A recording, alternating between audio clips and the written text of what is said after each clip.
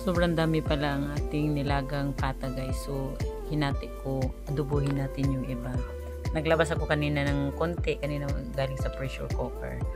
And then ayun guys, lagyan natin siya ng konting magic sarap. And then lagyan natin siya ng paminta. And then lagyan natin siya ng toyo. Ayan guys. And then lagyan din natin siya ng laurel. And then lagyan natin siya ng konting suka. Ayan guys, konti lang, malambot na yan siya guys. And then lagyan natin siya ng konting tubig. Ayan guys. Ayan, oh, 'di ba? Ang bilis niya kumulo. Pero napalambot ko na yan kanina sa pressure cooker guys.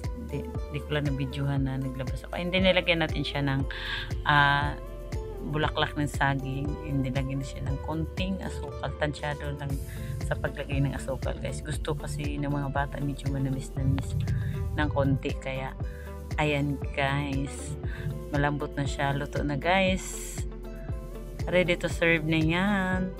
Ayan guys, sinadya ko po talaga yan na hatiin ang pata natin guys para may pambukas tayo sa mga estudyante natin dahil mahal po ang baboy ngayon. Ayan guys, malambot na po yan, ang hirap po mag budget, kaya hati-hatiin natin ang ating ulam. Salamat sa panonood, bye bye.